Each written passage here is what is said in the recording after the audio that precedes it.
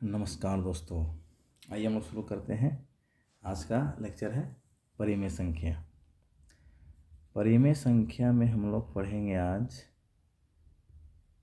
कि पहले उसको एक सेकेंड पहले दोस्त पेन को ले लेता हूँ साइड में। चलो ठीक।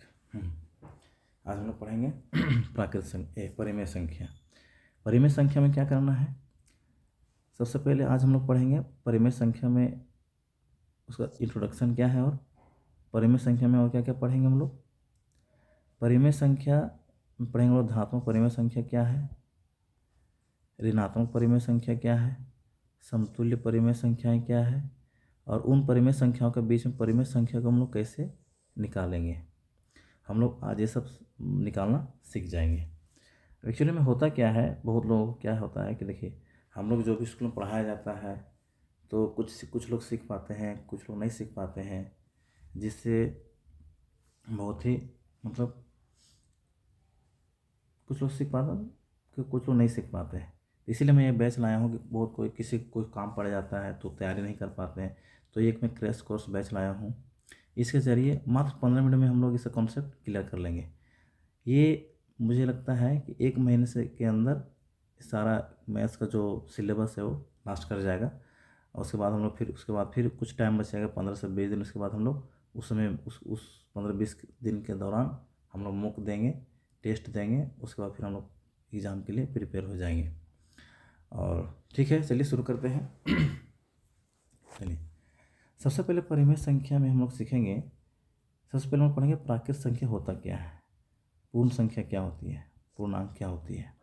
ये हम लोग पहले पिछली कक्षा में सीख चुके हैं, लेकिन सीख चुके हैं तो यहाँ क्यों आते हैं, हम लोग को सीखना ज़रूरी है ना। चलिए जानते हैं हम लोग। सबसे पहले क्या करेंगे हम लोग, आइए हम लोग सबसे पहले देखते हैं क्या होती है परिमेय संख्याएं। चलिए, सबसे पहले हम लोग सीखेंगे प्राकृत संख्याएं।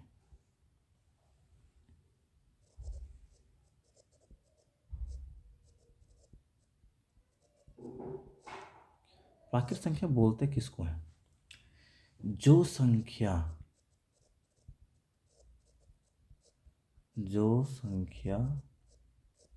गिनती में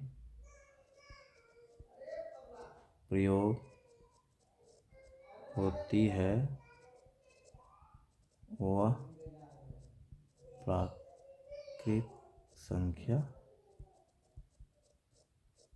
कहलाती है। जैसे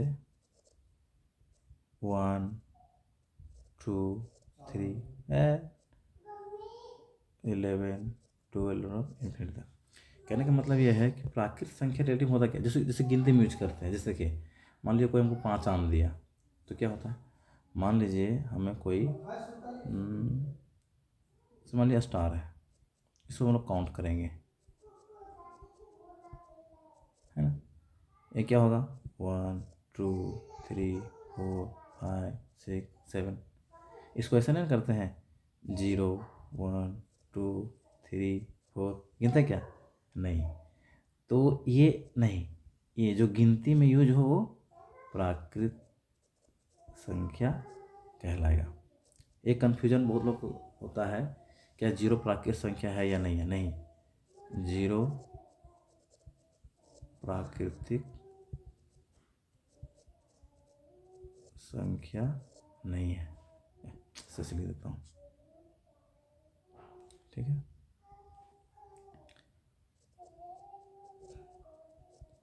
प्राकृतिक संख्या नहीं है। अब हम लोग पढ़ेंगे पूर्ण संख्या। समझ गया, पूर्ण संख्या।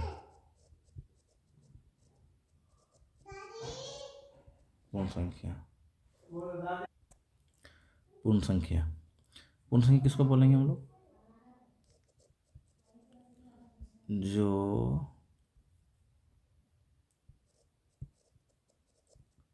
संख्या 0 से शुरू हो या जो अंक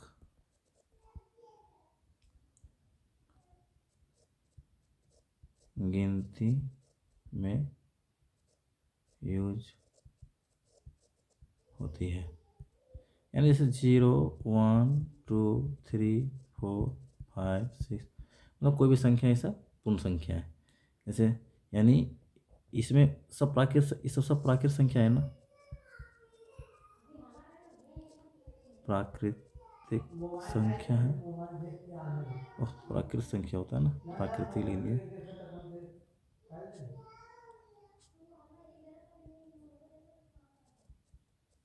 प्राकृत संख्या, और सिर्फ इसमें 0 मिल जाता है तो क्या हो जाता है ये पूर्ण संख्या, बाकी सब प्राकृत संख्या, यानी 0 प्लस प्राकृत संख्या पूर्ण संख्या। ठीक है, इसके बाद हम लोग पढ़ेंगे, इसके बाद क्या जानना है हमको, पूर्णांक। क्या जानना है,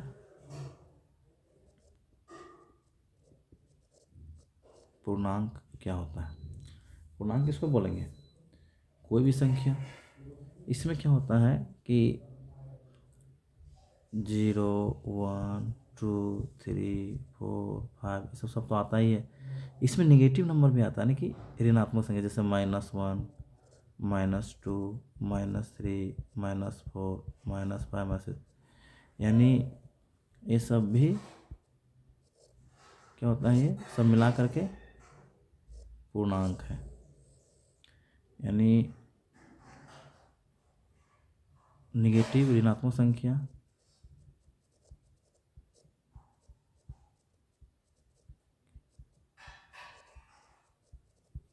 धनात्मक संख्या और 0, यानी जैसे -1 -3 -7 -2 ये सब ऋणात्मक संख्या हो गया, और ये सब 1 2 3 4 5 6 8 9 +0, ये क्या हो गया पूर्णांक। यानी ये सब टोटल मिला करके सब क्या है, सब पूर्णांक होता है। उसके बाद हम लोग देखेंगे कि अब इंट्रोडक्शन पार्ट ख़त्म हो गया, अब मेन चैप्टर शुरू होता है, जिसके लिए हम लोग चैप्टर का नाम भी है परिमेय संख्या किसको बोलते हैं। वह संख्या जिसे P/Q के रूप में लिख सकते हैं तथा जहाँ Q does not equal to 0 और PQ तथा P एक पूर्णांक। मेरी राइटिंग पे मत जाना दोस्त, मेरी राइटिंग खराब है, फिर भी सुधारने की कोशिश कर रहा हूँ ना। चलिए, जैसे एक उदाहरण देखिए, 1/2 1/3 -3/6 -2/3 3/5। देखिए इसमें क्या है, देखिए P कौन है, देखिए ये है ना 1 PQ, इसमें मतलब 3/2, ये P के जगह पर आया, ये Q के जगह पर आया ना। क्या बोला, P/Q के रूप में लिखा जा सकता है, P/Q पर लिख लिए, लेकिन Q does not equal to 0। अगर मान लीजिए Q था, P एक पूर्णांक होना चाहिए, 3 पूर्णांक है, और ये Q 0 बराबर नहीं है, तो ये क्या है, परिमेय संख्या है। अब एक एग्जाम्पल इसको देखो, 2/0, क्या ये परिमेय संख्या है, नहीं। क्यों, क्योंकि Q 0 के बराबर नहीं होना चाहिए, लेकिन यहाँ Q, क्या ये Q है ना, ये क्या है, Q है, Q तो 0 के बराबर है, यहाँ तो Q 0 के बराबर है, भले ही P मेरा पूर्णांक है, तो ये परिमेय संख्या नहीं है, परिमेय संख्या नहीं है। ठीक है, चलो अब आते हैं हम लोग, इसके बाद हम लोग देखते हैं तीसरा। अब आता है परिमेय संख्या होते कितने प्रकार से हैं। ये भी यहीं हम लोग देख लें दोस्त, क्या देखें, देखो ऋणात्मक संख्या, धनात्मक संख्या। अब देखो परिमेय संख्या दो तरीके से होते हैं। जो परिमेय संख्या होता है, परिमेय संख्या जो होता है ये दो प्रकार के होते हैं। जैसे एक धनात्मक परिमेय संख्या,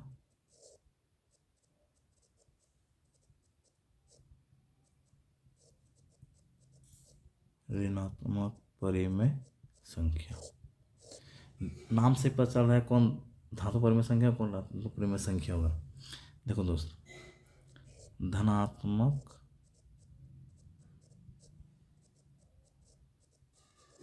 परिमेय संख्या कौन होगा, जैसे 2/3। धातु मतलब पॉजिटिव होता है, इसमें माइनस तो नहीं है। जिसमें जो पॉजिटिव नंबर रहेगा, पी और क्यू, जो p/q जो होगा ना, ये पॉजिटिव होगा। क्या क्या, जैसे 2/3, 3/5, 2/9 पॉजिटिव है ना। और ऋणात्मक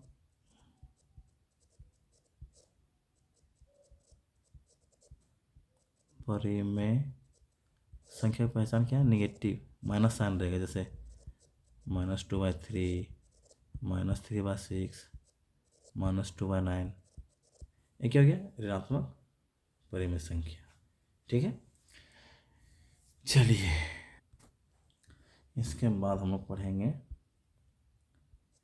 इसके बाद हम लोग पढ़ेंगे क्या, समतुल्य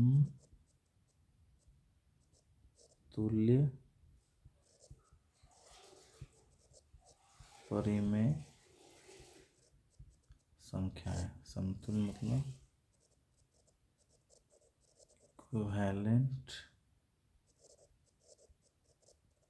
रेशनल नंबर। देखिए समतुल्य के मतलब क्या था, सम मतलब बराबर, तुल्य मतलब तुलना, है ना।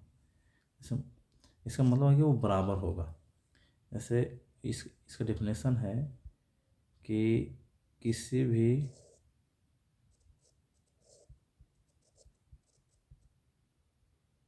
संख्या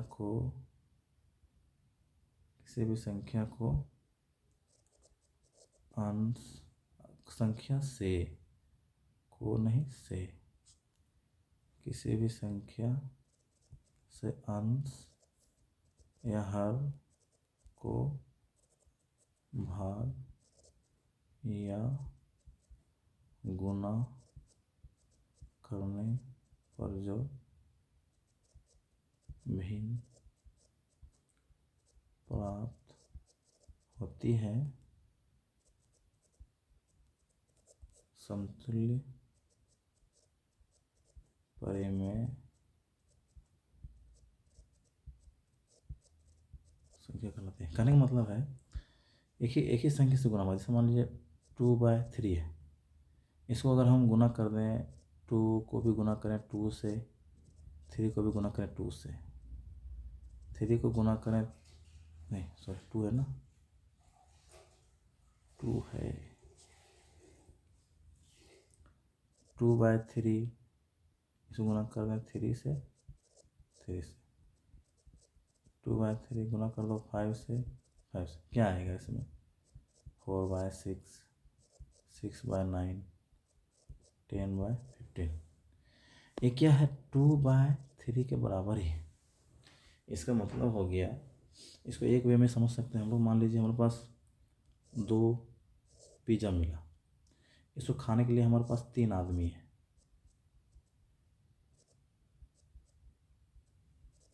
ठीक है। और एक जगह क्या है, 4 पिज़्ज़ा है, इसको खाने के लिए कितना आदमी है, 6। तो हिस्सेदारी कितना कितना होगा, जितना यहाँ होगा यहाँ भी होगा उतना ही।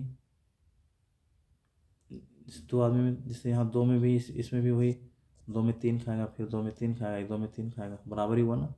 उसका 6/9 में होगा, यानी जो हिस्सेदारी होगा वो बराबर होता है। ये तीनों क्या होता है, बराबर होता है। इसको क्या बोलते हैं, समतुल्य भिन्न। इसको काटेंगे फिर से, अगर इसी को 2 से भी डिवाइड कर दो तो 2 दूनी 4, 2 तेईस, या फिर काट दो, 3 दूनी 6, 3 तिया 9, 5 दूनी 10, 5 दूनी, देखिए 2/3 सब जगह आ गया ना। यानी कि वह भिन्न जो काटने पर सेम आ जाए, ये कटिंग करेंगे ना तो सेम आ जाएगा, तो समतुल्य परिमेय संख्या कहलाएगा। या तो जिससे भी गुना करना है तो सेम से 2 से गुना किए 2 में, फिर 3 में भी 200, यानी अंश में, कहने मतलब है अंश में भी जो संख्या से मल्टीप्लाई करोगे, मान लो 1 से, तो हर में भी मल्टीप्लाई होना चाहिए 1 से। ये क्या कहलाएगा, समतुल्य। या फिर अंश को डिवाइड करोगे 1 से तो हर भी डिवाइड होगा 1 से। ये क्या कहलाएगा, समतुल्य परिमेय संख्या कहलाएगा। अब एक बात और है यहाँ जानने के लिए, क्या है देख लेते हैं। जैसे देखिए कंपेरिजन ऑफ नंबर, उसको तो खैर थोड़ा बाद देखेंगे। जैसे मान लीजिए -3/5 है, -2/3 है, को बोल दिया कि इसका, इसे -3/5 का हमको इक्विवेलेंट फ्रैक्शन निकालना है। इसका शॉर्टकट नियम मैं बता रहा हूँ। टेबल आता है, टेबल पढ़ दीजिए। माइनस को बोलिए -3/5 के 5 समतुल्य भिन्न निकालें, तो कैसे निकालेंगे, एक सेकेंड रुकिए, इसको अच्छे से लिखता हूँ। क्वेश्चन को दे दिया -3/5 के 5 समतुल्य भिन्न निकालें। उसको शॉर्टकट कैसे, कुछ नहीं करना, -3/5 -3/5 और -3/5 कितना लिखना, 5 है ना, 5 जगह लिख देंगे। और इसको सेम नंबर से मतलब इसको मल्टीप्लाई कर देंगे। देखिए ×2 यहाँ 3 4 से मल्टीप्लाई करेंगे, यहाँ 5 से मल्टीप्लाई कर देंगे, यहाँ 6 है, यहाँ 6 है। देखो 3 2 जा 3 दूनी 6, 5 दूनी 10, 3 तिया 9, 5 तिया 15, 12, 5 चौक 20, वो सब माइनस छूट गया ना, माइनस लगा दिया है।